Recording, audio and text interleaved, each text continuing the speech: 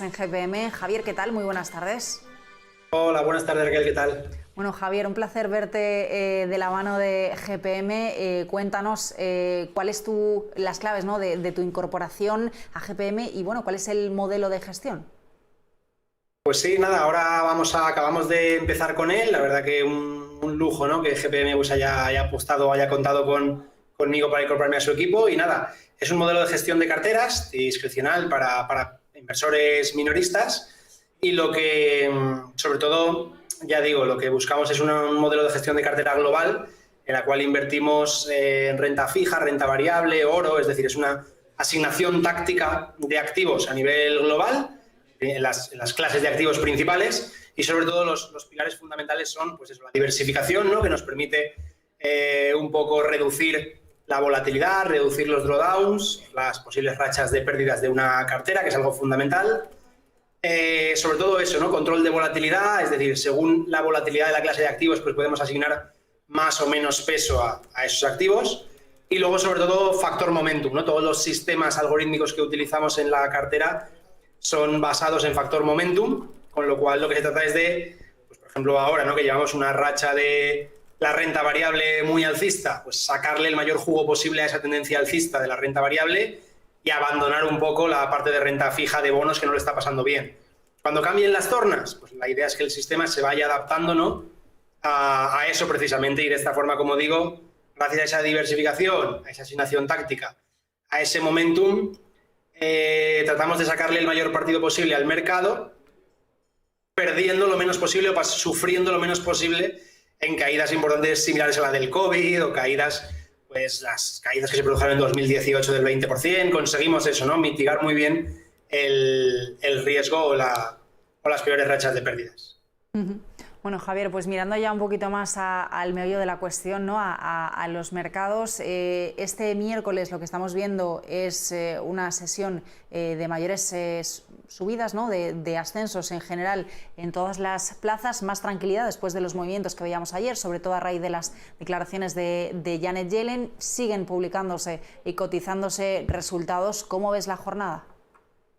Pues sí, la verdad que ayer ya había mucha gente que se le metió el miedo en el cuerpo, ¿no?, que llegó un pequeño susto, como lo que comentas, ¿no? Yellen ya dejó a entrever, porque al final el problema es que nunca hablan del todo claro, ¿no?, pero ya dejó a entrever que, bueno, que había que empezar a pensar en el tema de subir tipos, porque la economía estaba, bueno, la palabra que utilizó fue como sobrecalentada, ¿no? Sí, creo que fue esta la palabra.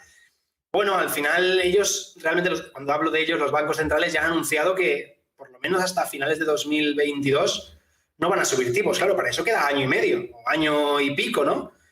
Que ahora por el camino decidiesen hacer esa subida de tipos, pues obviamente sentaría de forma negativa a los mercados, entraría un poquito ya ese miedo y sería, yo creo, a día de hoy el único factor, salvo cosas que no controlemos, que podría traer correcciones severas a los mercados. Mientras eso no pase, por mucho que el mercado esté inflado, sobrecomprado, caro, ponemos el adjetivo que queramos, yo creo que la renta variable sigue siendo el activo más atractivo, sigue habiendo liquidez, sea inyectada o no lo sea, en este caso sí que lo es, por lo tanto, es que tiene todo el sentido del mundo que el dinero quiera seguir yendo a la renta variable. ¿Hasta cuándo? Pues hasta que deje de ser atractiva. ¿Y eso cuándo será?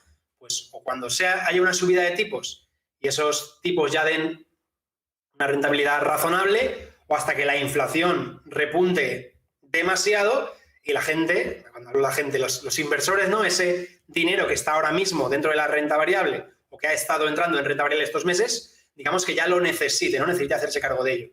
Sobre todo algo para mí importante en el tema de los mercados es la parte de los sectores, ¿no? Ayer, por ejemplo, hubieron caídas, problemas del mercado. Al final, si analizamos la jornada de ayer, realmente solo, entre comillas, cayó la tecnología. Por lo tanto, el resto de sectores, como financiero, materiales, sector industria, realmente subieron.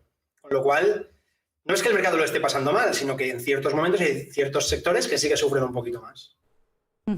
Dentro de los sectores a los que estamos mirando esta jornada de esta semana, vemos, por ejemplo, hoy, por mirar a la bolsa española, hemos estado muy pendientes de Coener, de ese debut que veíamos ayer. Opdenergy finalmente, bueno, pues cancela, ¿no?, esa salida. Hoy sí que vemos subida, por ejemplo, en Siemens Gamesa, pero bueno, en general estamos como pendientes de qué tendencia toma el sector de las renovables, por así decirlo. Se habla mucho de hay burbuja o no hay burbuja, ¿no? ¿Cuál es tu opinión sobre este sector y los últimos movimientos? Sí, a ver, es verdad que el sector de energías renovables, bueno, el concepto burbuja yo siempre lo tengo muy cogido con pinzas porque para mí es una burbuja, no se sabe qué es burbuja hasta que no ha explotado, ¿no? Es como por algo lo es. Es verdad que el tema de las energías renovables en Europa, pues estos últimos meses lo hizo exageradamente bien y ahora pues está en fase correctiva. Por ejemplo, Siemens Gamesa que comentas, que es una de los máximos exponentes del sector, ¿no? Es verdad que presentó resultados por debajo de lo esperado, es como no se corresponde realmente esos resultados con la cotización que estaba teniendo. Entonces yo creo que el castigo que ha recibido entra dentro de la lógica. Yo creo que el sector energías renovables es un sector muy a futuro, ¿no? Muy con perspectivas de... Mucha gente puede pensar que es un sector de futuro, un sector por el que se va a apostar o hacia el que cada vez va a tener mayor relevancia. Pero a día de hoy, mi opinión, sin ser un gran experto en el sector, es que no, ¿cómo decirlo?, no merece ese recorrido, la mayoría de empresas hablo, que había tenido. Por lo tanto, yo entiendo esa corrección. A mí personalmente ahora mismo es un sector en el que yo preferiría no estar. Yo personalmente preferiría no estar dentro del sector de energías renovables en estos momentos. Y bueno, habrá que ver si esa corrección que está sufriendo ahora en general, hablo de medio plazo, se recupera, empieza a remontar y vuelve a ganar terreno, o continúa haciéndose más aguda esa corrección, más profunda, y hay problemas serios realmente en el sector. Y como ves, por ejemplo, un sector farma, ¿no?, que hemos tenido caídas hoy, vemos en Farmamar, subidas en Grifols, Farmamar hoy cotizando cuentas, también veíamos Grifols, ¿no?, esta misma semana. ¿Qué te parecen este tipo de compañías? Bueno, yo particularmente el sector farma, a mí lo que siempre me ha echado un poco para atrás del sector farma es su extrema volatilidad. Es uno de los sectores más volátiles que hay, pero porque están, y más sobre todo con lo que hemos vivido últimamente, porque están muy expuestos a eso, ¿no? A posibles cambios, a posibles noticias, a posibles nuevos descubrimientos, nuevos medicamentos, nuevas... Entonces, claro, a mí, como ya he dicho al principio, justo en el modelo de gestión, ¿no?, que voy a llevar a cabo, evito la volatilidad o intento que la volatilidad sea la menor posible. Pero es verdad que hay valores dentro del sector, por ejemplo, que comentas, ¿no? Farmamar, después del rally que tuvo, pues ha estado recuperando claramente terreno y los resultados, por lo que he visto, no han sido malos, con lo cual hay que tenerlo en cuenta. Ya digo, si tuviese que elegir, es un sector que prefiero dejar de lado por su volatilidad, pero es verdad que pueden surgir muy buenas oportunidades en el corto plazo. Dentro de las compañías que están presentando también resultados, hoy, por ejemplo, estamos mirando a un título como es General Motors en Estados Unidos, que nos ha ofrecido, bueno, pues guías positivas, a pesar incluso de la escasez de semiconductores que estamos viendo en todo el mundo, a pesar de ese cierre de fábricas, ya mirando directamente a Estados Unidos. ¿Qué te parece el sector de automoción? ¿Qué te parece lo que nos dice General Motors? Y bueno, al final, ¿qué consecuencias sigue teniendo esa escasez de chips?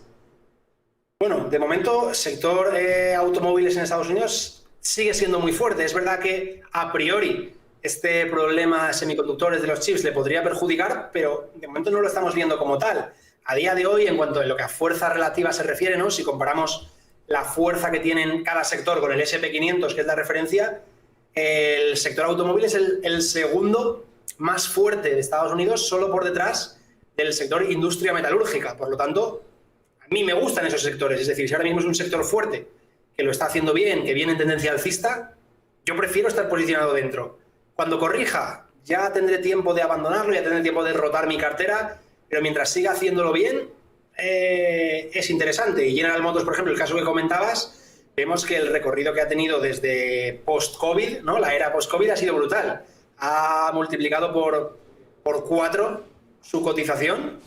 Y ahora mismo hizo máximos en 61, 62, 63 dólares, ahora mismo está en 57, pero tiene una zona de soporte muy relevante en los 54 que no ha sido capaz de perder pese a visitarla varias veces.